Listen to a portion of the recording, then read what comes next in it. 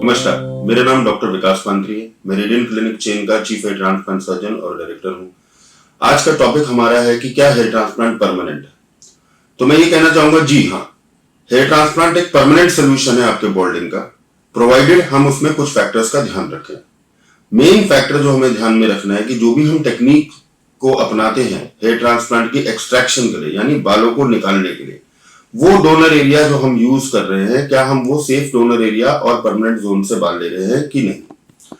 इसको मैं इस तरीके से समझाना चाहूंगा कि हमारे डोनर एरिया में दो पार्ट्स विभाजित होते हैं। एक है नॉन परमानेंट जोन, यानी वो हिस्सा जो आपका नीचे आना है धीरे धीरे रिसेशन के साथ में over a long period of time.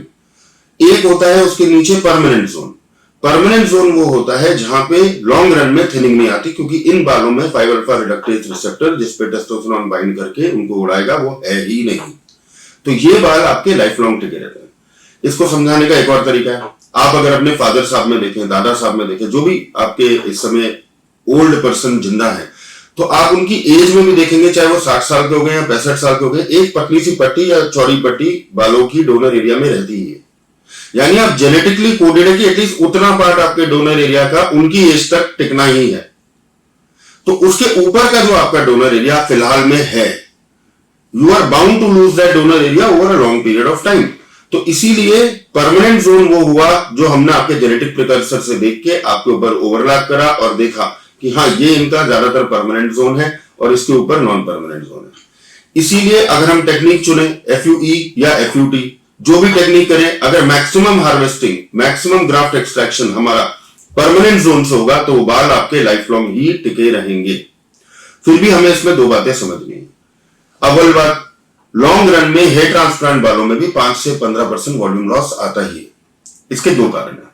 पहला कारण तो यह है कि कई सारे बाल टीलोजन यानी रेस्टिंग फेज के हमारे ट्रांसप्लांटेड बालों में मिक्स होकर आ ही जाते हैं, जो कि या तो ग्राफ्ट रिजेक्शन में हम खो देते हैं साल भर में, या धीरे धीरे एक स्लो वॉल्यूम लॉस की पिल्फरेज की तरह वो 3, 4, 5 साल में हम वॉल्यूम कम होते हुए देखते हैं।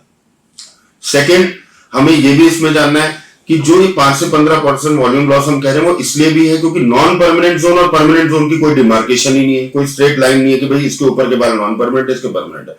वो बहुत माइक्रोस्कोपिकली डिफाइंड एरिया है जो कोई भी नहीं देख सकता। इसलिए किसी भी हार्वेस्टिंग में कई बार ऐसे चांसेस होते हैं कि 5 से 15% नॉन परमानेंट बाल भी आ जाते हैं। पर let's look at the optimistic side, इसकी पॉजिटिव साइड हम देखते हैं कि अगर हमने 100 बीज लगाए हैं तो 100 पौधे नहीं आए, पर 80, 85, 90 जरूर आए और वो जिंदगी भर टिके हुए। और ये जो स्लो लॉन्ग वॉल्यूम लॉस है आपका, अगर जो 5 से 10% होता भी है, वो मेडिकली मैनेज आपके हेयर ट्रांसप्लांट सर्जन के साथ लगातार टच में रह के साल 1.5 साल में एक बार मिलके भी आप उसको मेंटेन कर सकते हैं। इसीलिए अगर तरीके से सर्जरी करी जाए, टेक्निक सही चुनी जाए, कई टेक्निक्स में, अब किसी का सर बड़ा है, उस बड़े सर में हम पे प्रेशर पेशेंट का है कि हमने FUE से ही करना है, तो हम क्या देखेंगे, परमानेंट जोन जो है उसके तो बाल मोटे हैं, उसके ऊपर थिनिंग वाले नॉन परमानेंट जोन के बाल हैं। अब निकालने के प्रेशर में ऊपर नीचे सारे बाल मिक्स होकर बाहर आ गए।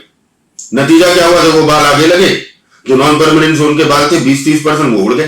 पेशेंट बोलेगा मेरे ट्रांसप्लांट का रिजल्ट ही खराब हो गया, 2 साल में मेरे बाल उड़ गए। तो बेहतर यह है कि टेक्निक भी सही से चुनी जाए कि अगर किसी पेशेंट में हमें लग रहा है कि उसका फ्यूचर बॉल्डिंग पैटर्न ऐसा है कि उसका डोनर एरिया रिसीड होने वाला है, प्लस उसका रिसिपिएंट एरिया बहुत बड़ा है, या कोई यंग लड़का है 25 साल का जिसको थिनिंग है सर के ऊपर, अभी सिर्फ सामने का ट्रांसप्लांट करा रहा है, पर आपके हेयर ट्रांसप्लांट सर्जन इतने एक्सपीरियंस है कि उन्हें पता है इसको पीछे भी, यानी क्राउन एरिया या वर्टेक्स एरिया में भी ट्रांसप्लांट लगना है, उसके लिए क्या हम डोनर एरिया अभी बचा पा रहे हैं कि नहीं, वो जिम्मेदारी हेयर ट्रांसप्लांट सर्जन की हो जाती है कि वो सही टेक्निक चुने कि नहीं, आप में FUT करना ही बेटर रहेगा क्योंकि वो स्ट्रिप से परमानेंट जोन से निकलेगी।